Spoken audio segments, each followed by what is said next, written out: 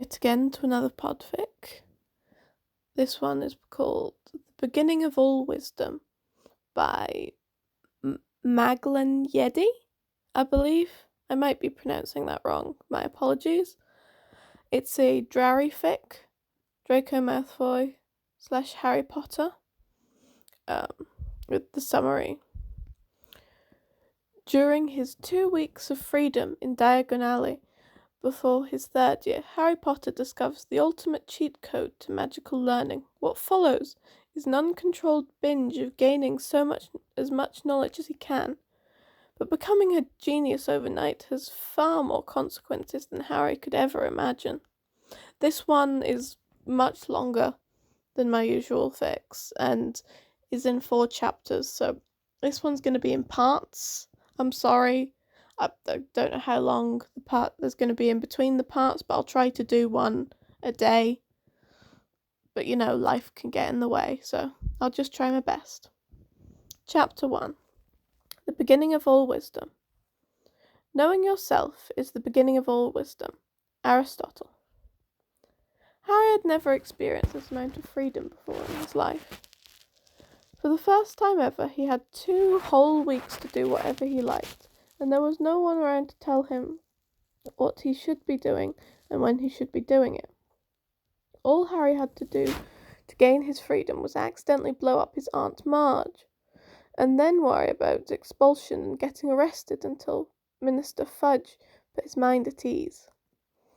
Now Harry could stay at the Leaky Cauldron by himself until school started.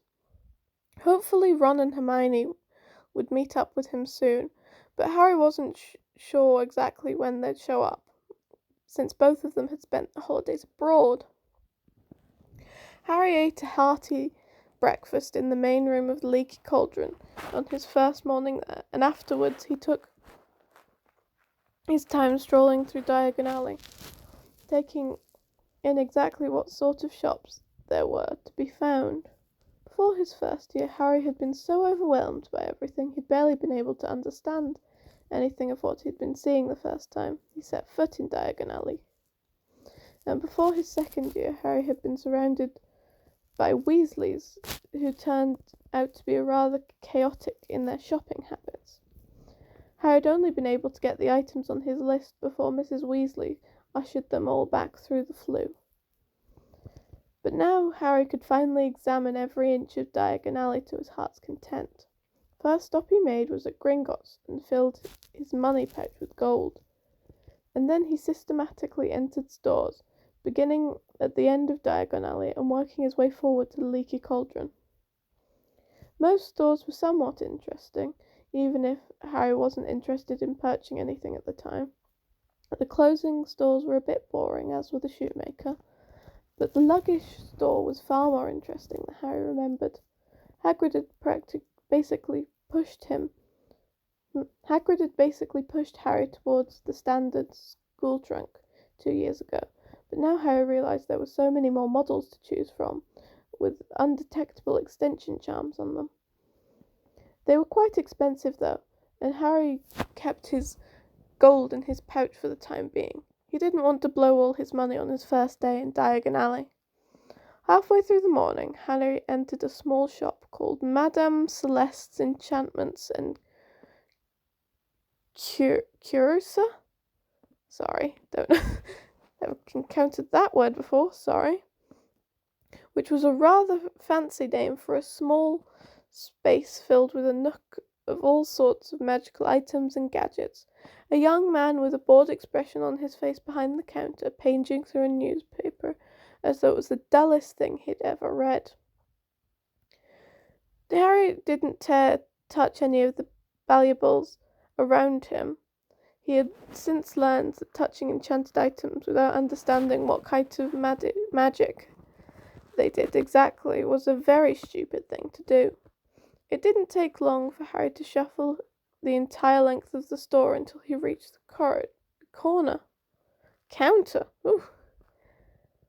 Didn't take long for Harry to shuffle across the entire length of the store until he reached the counter. Harry was about to turn around, not bothering the clerk with anything or buying, when his eyes caught on the counter Learn any language during your sleep, guaranteed. Harry leaned a bit closer. The stand held amulets, half the size of a playing card. They were each made of wood with many runes inscribed of them. They hung from leather straps. Each had a different paper tag on it, listing their language. French, German, Spanish, Italian, Portuguese, Russian, Japanese, Swedish, Polish, and many, many more. There are a few more exotic languages to be found, like Merfish or Gobbledygook, and Elder Furthic runes. The runes one especially drew Harry's interest. Ancient runes had been an elective they could sign up for, but it had seemed rather interesting, but Ron convinced Harry to choose divination and magical care instead. Harry hadn't wanted to disappoint Ron, so he dropped the idea of learning runes.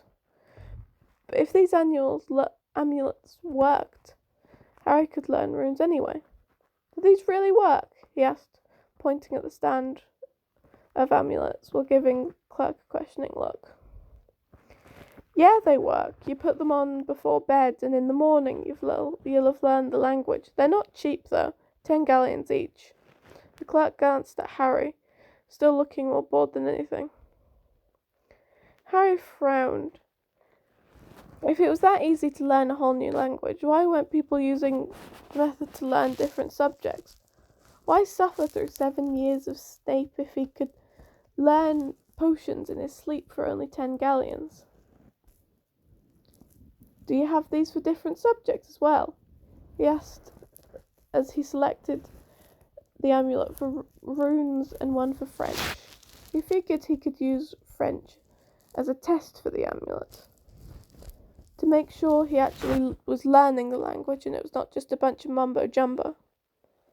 He'd use the French amulet and then he'd visit the bookstore and try to read a book in French. If that worked, then the further arc runes one, and be reasonably sure he could actually be learning the real thing. The clerk gave Harry a more interested look, then chuckled. Yeah, if it were only that easy. The clerk let the newspaper fall closed on his forearm and leaned over the counter and stared at Harry.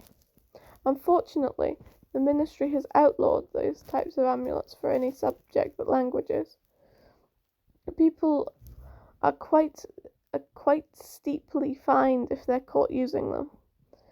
The clerk tapped a finger on the rune amulet. The only reason the ancient runes one is allowed is because runes is basically a language. Harry got a few ideas and narrowed his eyes and gave the clerk a considering look. How are these made? This time the clerk outright laughed. They're a combination of runes, enchantments, and very advanced charm work. The clerk leaned in a bit closer to Harry. Or you could go to Nocturne Alley like everyone else does who want these kinds of amulets. Random Regulia sells them if you ask nicely. Thanks, Harry said, and counted out 20 golden coins. I appreciate your help. Good luck, the clerk said before turning back to his paper. That night, Harry hung the French amulet around his neck and went to sleep like he always did. In the morning, he woke up like he usually did and didn't feel any different. He said a few words in French, or at least he thought it was French, because Harry didn't have any way of checking. Therefore, before breakfast, Harry's first shop was Flourish and Blot, where the helpful clerk pointed him to the foreign language section. Harry found a whole row of books in French about any number of subjects. Harry chose the first one and opened it. It was a rather boring book on magical beekeeping, but that hardly mattered. The point was, Harry could now read a book in French, a language that he had not spoken before at all before this morning. That afternoon, Harry snuck into Nocturne Alley. He'd only been here briefly before in the years before Hagrid had hauled him out the moment he'd spotted Harry. Now Harry was sure he wore his cloak and flung it over his head to make sure no one recognized him. He kept his head down and quickened his pace to random regalia. The store was small and crowded, like the junk with junk as Madame Celeste's enchantments and curiouser had been. But the clerk behind the counter looked 100 times more suspicious when Harry entered the store. "Hi," Harry whispered. "I'd like to buy some learning documents on various subjects. The clerk at Madame Celeste sent me." The woman narrowed her eyes and took her time deciding whether or not she was going to sell Harry anything or not. "Which subject?" Charms," he said at once, because he desperately wanted to learn how to make these amulets for himself. "And potions," he added, because if nothing else, he would actually learn potions no matter how badly Snape treated him. The clerk opened a large wooden box from under the counter, and she opened it. Harry glimpsed at a whole pile worth of amulets. "Which level?" "I have a Newt level and Ministry level of all subjects." "Both," he said at once. He needed to know those charms inside and out. "That'll be 100 galleons," the clerk said, and placed them in front of Harry. He had not expected them to be that expensive, but considering they were apparently highly illegal, it perhaps made sense that they were 20 galleons each. It also explained why more people weren't able to buy them, because they were far too expensive for the average witch or wizard. Harry counted the gold without comment, then scooped up the amulets. He now had 5 amulets to use the coming night. He started with the Furthic runes ones, and once again he visited Flourish and Bots the next day and made a beeline for the ancient runes section. Harry was extremely pleased to see it worked. Harry now knew and understood runes, even though he could read the book and understand the runes described in it. Harry was sure he could now perform those rituals without any problem. Harry bought a few rune books on various subjects like wards and defense. That night, Harry used the first potions amulet and woke up understanding more about potions than he ever thought possible. It was working! Harry felt as though he'd somehow discovered the secret to becoming a great wizard without even trying very hard. Harry visited Gringotts again to get more gold, then returning to Madame Celeste's store to pick up a few more language amulets. You might as well learn more foreign languages if they were easy as wearing a necklace during your sleep. The clerk behind the counter, Harry gave him a huge grin, and he selected amulets for Latin, Italian, Spanish, Russian, and Japanese. That could be 50 galleons well spent, Harry figured. "They really work," he said as he counted them out. The clerk was entirely too amused. "Have you figured out how to make them?" "Nah," Harry said with a regretful sigh. "But even if I figure it out, I'll have to wait until Hogwarts to make them. Can't use magic during the holidays." "Let me tell you a secret," the clerk said, as he slid Harry's gold into the drawer. "As long as the magic you use around adult witches and wizards, the Ministry can't tell who uses the magic." "Wait," Harry said wide-eyed as he stared at the clerk. "So while I'm in Diagon Alley or the Leaky Cauldron, I can use magic without getting caught?" "Yep. I figured that out in the summer before my 4th year. Was never caught. Thanks," Harry said, and picked up 5 new amulets, and then looked at the clerk. "Can you use more than one of these at the same time?" The clerk shrugged. "I don't see why not. Give it a try." "I'm Harry." "Oh, I will. I'm Harry, by the way." He slid the amulets into his pocket and gave the clerk a bright smile. "Harry Potter." "I'm Julian Colton. I remember you, Potter." Julian chuckled, and then, when Harry looked at him in confusion, "I was in 7th year when you were a firstie. I was in Hufflepuff." "Ah." Harry felt a bit bad. He couldn't for the life of him remember seeing Julian at Hogwarts. "Have you been working ever since?" Julian nodded. "My great aunt owns the store. She doesn't have any direct heirs, so she'll leave the store to me as long as I keep it running for her. I'll pop round again in a few days." Harry left with a cheerful wave, eager to figure out if he could really do magic around magical adults. He got out his wand and cast a simple Lumos, aiming it down at the pavement around him. There were lots of people, so if Julian was telling the truth, he should be safe. It quickly became apparent that Julian had told the truth, as Harry explored Diagon Alley more and some more, and no warning for the use of underage magic appeared. Harry found a second-hand bookshop tucked away in the entrance of Knockturn Alley and bought books on various types of charms and enchantments. He bought more books on runes.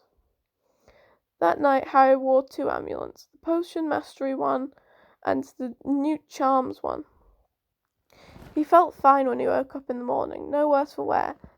So that evening he wore 3 amulets, Mastery, Charms, Latin and Italian. He felt fine that morning, even if he was a bit more tired than usual. Nothing to be concerned about. Harry figured he should stick with using 2 amulets most nights, and only for 3 once or twice a week. Harry returned to Random Romula's in Knockturn Alley, where he bought a Mastery for the runes as well as an enchantment amulet. That should give him theory enough to sort out and create his own ones. While hurrying back to Diagon Alley, Harry discovered a small second-hand bookstore, and he eagerly explored.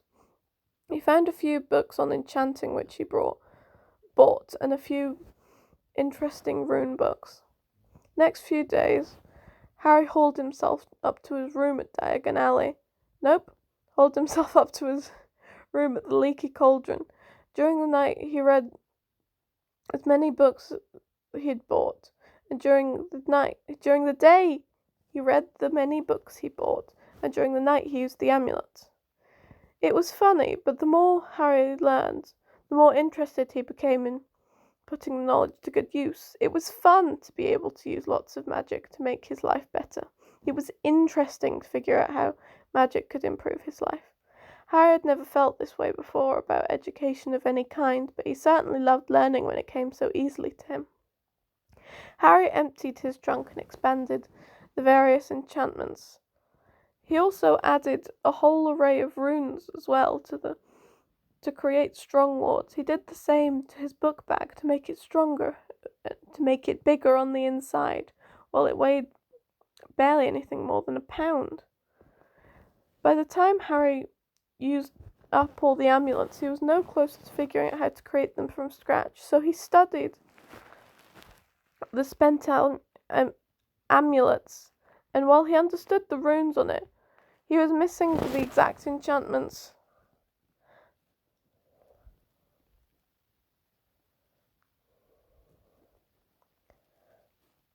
Sorry, completely zoned out for a split second, don't know what happened there.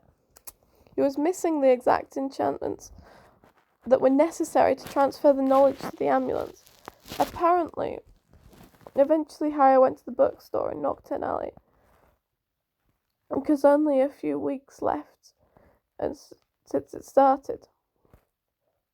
They only had a week left before school started.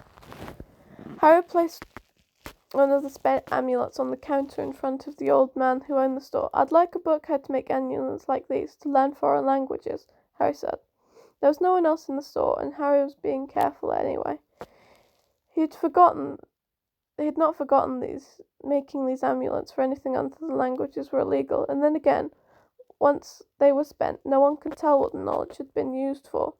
And Harry did speak a whole array of foreign languages now.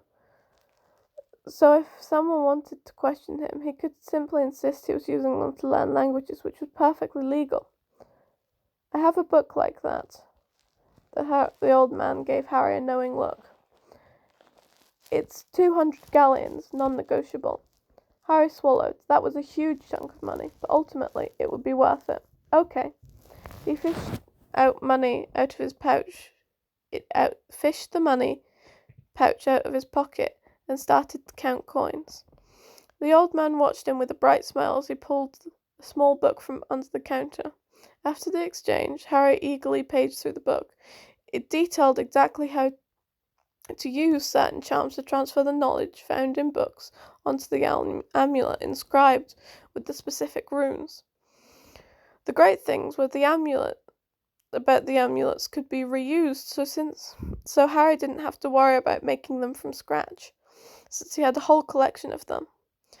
Harry gave the old man a triumphant smile and spent the next hour selecting books on all subjects he wanted to learn, from household magic to alchemy and curse breaking. Most books were only a few nuts or a shekel, so Harry didn't have to spend too much. He did test the limit of his expanding book bag when he carried his loot back to the leaky cauldron. To test the amulet, Harry selected an alchemy book, since he knew nothing about that, and it would be easy to tell if the amulet had done its job transferring the knowledge into his mind. Harry spent the amulet on top of his book, Harry placed the spent amulet on top of the book, creating a runic circle on the floor around it, and then spent 10 minutes chanting the right enchantments. The amulet glowed briefly, indicating that it had been charged. That night, Harry learned all about alchemy and woke up with a huge grin on his face. Flushed with success, Harry went a bit crazy with changing all the empty amulets in all manners of topics: curses and counter curses, basic arithmetic,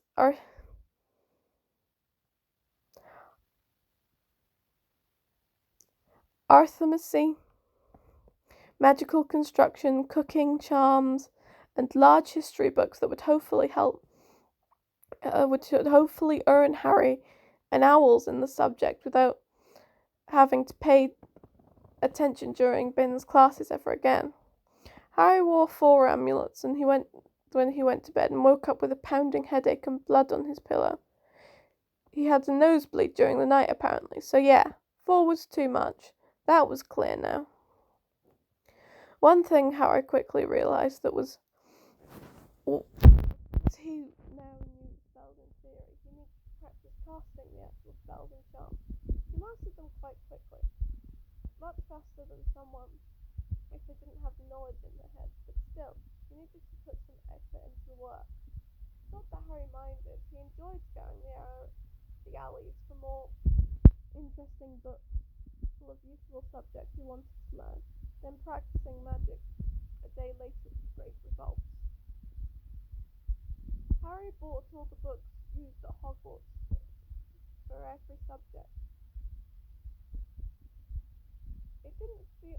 It did feel like cheating to use the amulets to learn what took others years and years to master. Not that Harry cared. There was a murderer on the list, and as much as Harry kept to himself, busy with the amulets, he hadn't forgotten about Sirius Black. Should Harry ever run into Black, he now knew how to defend himself, thanks to all the new knowledge, not to mention that Voldemort was still somewhere out there. And Harry made himself no illusion that he would never face the Dark Lord again. When you had your life on the line, breaking the rules didn't seem that much of a big deal. 2 days before excuse me 2 days before Harry had to catch the Hogwarts Express, he visited Muggle London. Hermione had complained over the last 2 years about Hogwarts not teaching important subjects like math languages or personal finance. She had to point, so Harry visited a Muggle second-hand bookstore and asked the clerk to help him select suitable books to learn some of the subjects. Sorry, my throat's really dry. You're gonna have to give me a minute. I will be right back. I'm pausing the recording and all that, but there may be a bit of a gap and I might repeat myself. So sorry, see you in a minute. Right, hello, that's me back again. Sorry about that. No, where was I? Well, Harry also found a whole section of books that's meant to better yourself. Books on how to keep yourself motivated and how to manage your anger and how to raise your self-esteem. Harry bought a whole pile of those as well, and figuring it wouldn't hurt to think more positive thoughts. As Harry rearranged his trunk again that evening to fit everything inside, he came across the permission form for Hogsmeade that his family hadn't signed. Harry stared at it with a frown. He really wanted to go to Hogsmeade with his friends that year. An idea popped into his head. Harry quickly pulled a sheet of crumpled paper closer and still had blank on it. He practiced Petunia's autograph a few times until it looked close enough to the real thing. Then he signed the permission form and carefully tucked it away in his trunk. There, that should do. Harry doubted anyone was going to contact Aunt Petunia to check if she really signed it herself or not. Then Ron and Hermione finally showed up, with Ron's family in tow. Harry made the decision not to tell his friend about his extracurricular work, but what he was doing with the amulets was highly illegal after all.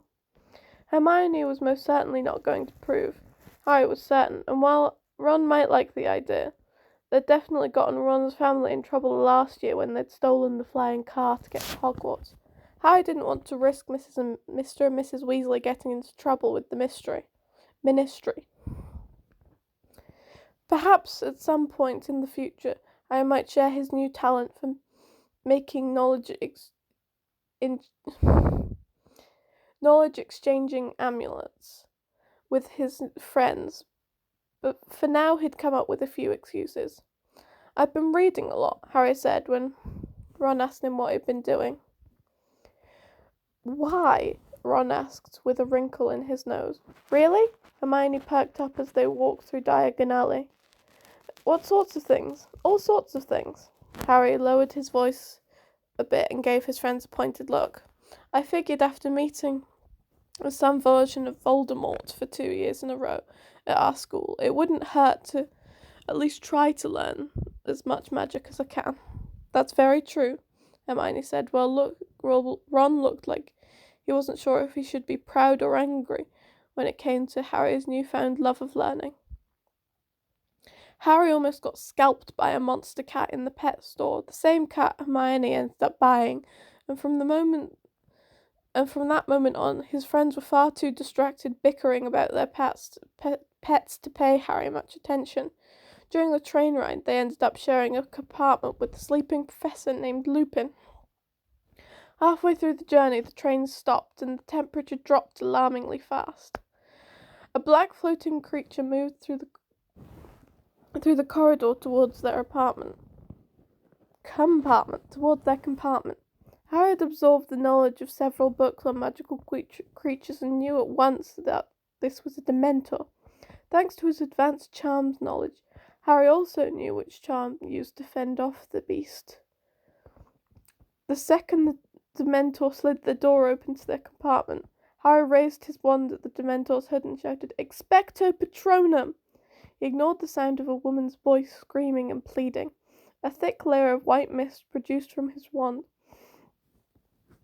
creating a shield between them and the Dementor and the occupants of the compartment. The Dementor flew backwards with near streak, fleeing down the corridor. "That was very well done," Lupin said, now wide awake now. He gave Harry a curious look. "I've been reading a lot this summer," Harry said with a shrug as he lowered his wand. "I didn't cast it very well, though. It should turn into an animal." Lupin chuckled and gave Harry a rather fond look. "Casting such a strong Patronus shield on your first try is already extraordinary. Most adult wizards can't even cast that much. Keep practicing and eventually you'll be able to see an animal appear." Lupin gave them all a bar of chocolate and then went to check on the other students on the train. "Blimey," Ron said, staring at Harry with wide eyes, and he munched on some chocolate. "Good thing you've turned into Hermione over the summer, Harry, or that thing would have done us all in." Hermione rolled her eyes and wisely ignored Ron as she started to interrogate Harry about the Patronus charm. Hermione instructed all the students who had been in contact with the Dementor examined, which made them miss the sorting. Dumbledore announced that those bloody Dementors would be trolling around Hogwarts grounds from then on, much to Harry's chagrin. He vowed to practice the Patronus charm until he got it right. His encounter with that Dementor had left him shivering and shaking, even if he'd been able to drive it off. They had divination first thing the next morning, and Harry soon found himself completely disillusioned by the subject. Not just by the subject, but especially the teacher. Trelawney had them read tea leaves, and then very dramatically declared that Harry had the Grim in his cup.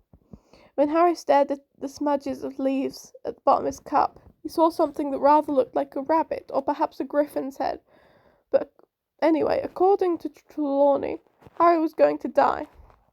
Yeah, Harry didn't believe a word of it. Divination was obviously was open to a lot of interpretation, and Harry was desperately sorry he'd taken the class after their first lesson. Harry looked much the same. Of course, Hermione was taking so many electives she could drop one if she wanted. Harry was stuck with divination for the foreseeable future. He considered trying to change it to runes or arthmancy, but he had studied both of those subjects with the amulets now, so those lessons would be downright boring. At least divination was still new, no matter how much it was a bunch of hogwash. At the end of their first transfiguration class, McGonagall gave Harry a long look as he handed her the signed permission slip to Hogsmeade, but she didn't say anything. Ron all but shoved Harry aside to hand McGonagall his permission slip, and then Seamus and Dean pushed Ron aside because it was lunchtime and everyone was getting hungry and wanted to leave. Harry walked out of the classroom with a spring in his step. Happily, his forged autograph had been accepted. After lunch was their first Care of Magical Creature class. Harry had been given a promotion and seemed excited to teach the class. That was until Malfoy opened his big, ugly mouth and complained about the stupid book. Yes, Harry had agreed quietly that choosing a textbook for the class just because you thought the biting book was funny wasn't the wisest choice to make. But that didn't mean someone like Malfoy should hurt Hagrid's feelings. Hagrid had gathered a bunch of hippogriffs for the first class, and Harry had already learned about magical creatures through the amulet and didn't mind demonstrating how to approach the beasts. Later, when it was everyone's turn to give it a try, Harry kept an eye on Malfoy to make sure Malfoy wouldn't insult Hagrid again. Malfoy did something dumber than that. He insulted the hippogriff.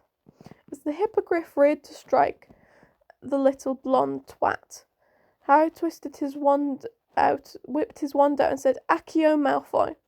With a shriek, Malfoy was yanked backwards, just as the hippogriff's talons came down. Those huge claws buried themselves inches deep into the soil as Malfoy flew towards Harry and landed on his back with a thump. "You're an idiot for insulting a hippogriff," he said, as he glared down at Malfoy with all his might. If that hippogriff had managed to seriously harm Malfoy, Hagrid would have been in serious trouble. "What's going on here?" Hagrid asked as he came stomping over. Hermione immediately explained every minute detail while Malfoy jumped to his feet, brushing leaves out of his hair and sneering at Harry. "Wait till my father hears about this." And with that, Malfoy marched off. Thankfully, he moved away from the hippogriff, so letting him go without comment and not too worried about Malfoy's meagre threat. Nothing had actually happened aside from Malfoy provoking one of the animals that he should be studying. After class, Harry made no protest when Hermione suggested they visit the library. Ron gave Harry a betrayed look, but Harry ignored him. While Hermione secured them a table, Harry wandered into the stacks, letting his gaze roam across row after row of books until he saw a title that seemed interesting.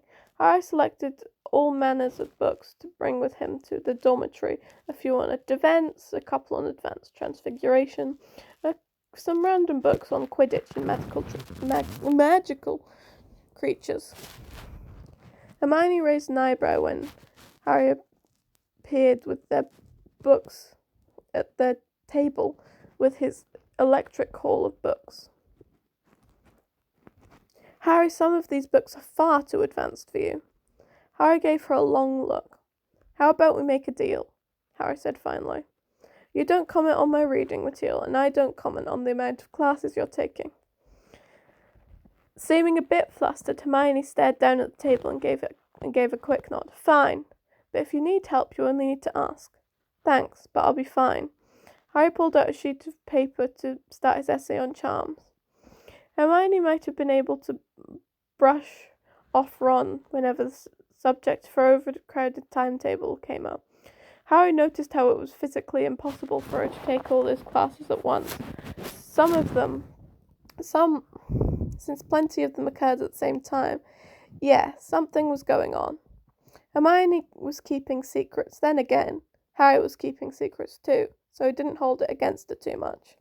The next day they had potions. The first thing Harry did was discreetly cast a localized shield charm that would keep anyone, especially Draco Malfoy, from throwing things into Harry's cauldron.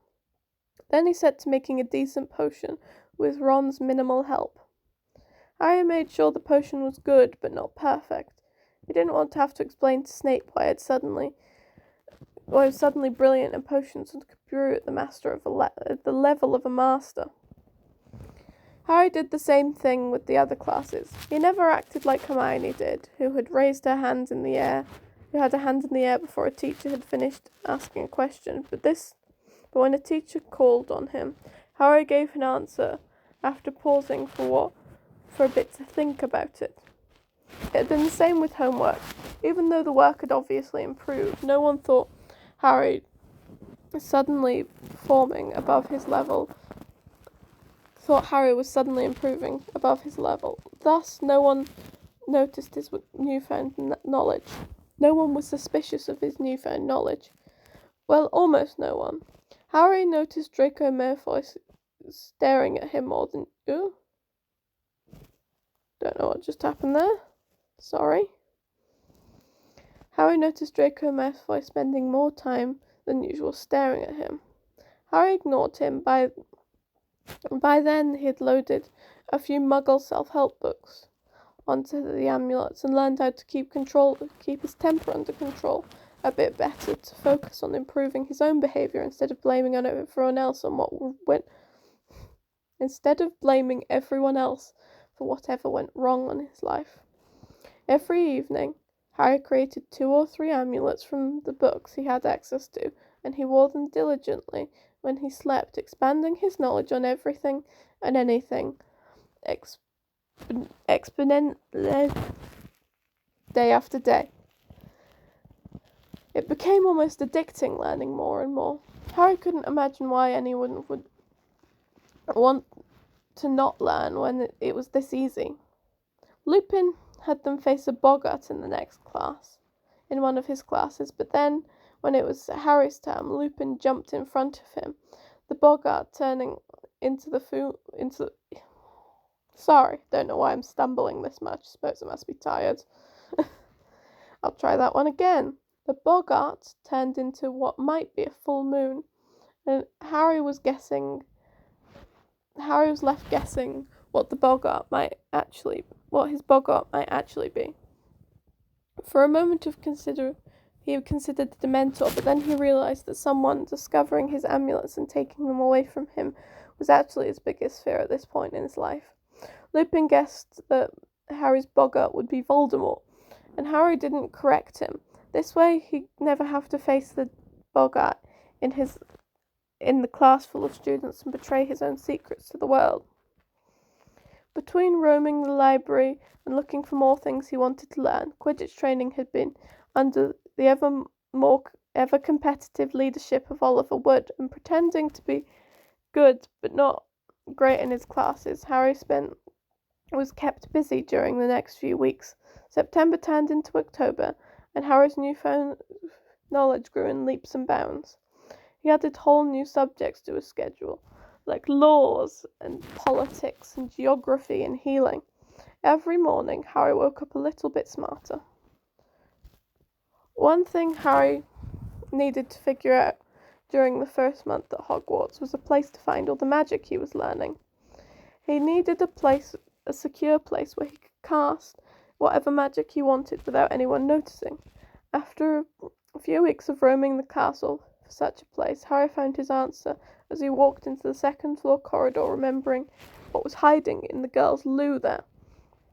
From then on, a few times a week, Harry got up early in the morning, used his invisibility cloak to go to the bathroom and open the Chamber of Secrets with a hissed command, and then flew down on his trusty Nimbus 2000. The dead basilisk was still there, somewhat preserved from having been in a relatively cool place with constant temperatures. Harry used his newfound knowledge to conjure numerous traits and put preservation charms on them, and then broke down the whole carcass, vanishing anything that had gone too far, and all the unusable parts he'd stored away in the crates. After a brief conference back and forth between him and the goblins agreed to sell the parts of the basilisk for a price. Harry portkeyed all the keys straight from the chamber to the bank. After all that was done, Harry continued practicing his magic, including potions. Those Dementors were still roaming around outside, and Harry did not want to be caught in the unawares. First Hogsmeade's Day on Halloween, and Harry couldn't wait to explore the magical village. Flitch stood at the doorway with a long list of names as he checked each student that leaves the castle. "You're not on the list, Potter," Flitch said with a smile that was far too satisfied. "What?" Harry glared at Flitch while gesturing to the list. "Check again. I gave McGonagall my signed permission slip." Flitch gave the list to Cursitory Lance and bared his teeth in a crooked smile. "Still not on it. Next. There must be some mistake. You should go talk to Professor McGonagall," Hermione said with a worried frown. "Nah, don't bother," Hermione said after shaking his head. He knew exactly what was going on. After Mr. Weasley had warned Harry that Sirius Black was after him personally, Harry had been astounded that he had been allowed to spend 2 weeks by himself in Diagon Alley. If Black really wanted to catch Harry, there was a lot of ways he could do it with magic. Black could use Polyjuice Potion and glamours to hide his identity long enough to walk alongside Harry and press a portkey against his back. That would be all it would take to move Harry to a new location where he could murder Harry in peace. Of course, Black could do the same thing in Hogsmeade, and apparently McGonagall was a great deal smarter than Fudge and refused to let her student leave the castle. Leave the safety of the castle with murder on the loose that was out to get him personally. "You go ahead," Harry whispered to Ron and Hermione while making a great show of being terribly disappointed. "I'll be right behind you." And with that, Harry slipped into the crowd. The moment he found a nearby corridor, he slipped into his invisibility cloak, carefully joining the students in the entrance hall again. He made no problem slipping past Flitch and his ridiculous list. Once inside Hogsmeade, Harry pulled the cloak off and joined Ron and Hermione, who were waiting for him at the entrance of the Three Broomsticks. They had a lovely day at Hogsmeade together, and though Harry made sure to stay amongst the crowds and didn't wander off to quiet areas, he kept a careful eye out for suspicious people. They had a nice lunch at the Three Broomsticks and visited Honeydukes, where Harry loaded up on all different kinds of chocolates and sweets. They made it back to the castle in time for the Halloween feast, and it was rather spectacular, as usual was. Afterwards, though, Sirius Black managed to really disrupt Harry's life by breaking into the castle and trying to force his way into the Gryffindor Tower. Though why he'd try to do that so openly when Harry and everyone else was sitting in the Great Hall was a mystery. Dumbledore sent all the students back to the Great Hall, where they were expected to spend the night where the staff searched for Sirius Black. As Harry lay down in one of the purple sleeping bags, he couldn't help but feel frustrated he couldn't use his amulets that night. After discussing the whole Sirius Black situation with Ron and Hermione, Harry tried to get some sleep. No matter how much Harry tried to relax and will himself to rest, his mind was entirely out of sorts because of the lack of amulets around his neck. It seems that without absorbing knowledge constantly, his mind had forgotten how to sleep. Harry's eyes flew up, and as something occurred to him, how the hell was he going to manage this apparent addiction when he was forced back to the Dursleys at the end of the school year? So that's the end of the first chapter. Again, I'm very sorry that I'm doing this in parts, but it's already been, 46 minutes? And the voice needs a break, I'm afraid. So like I said, I'll attempt to do the second chapter tomorrow night. But for now, that is all. The link will be in the description as always. Thank you very much for listening.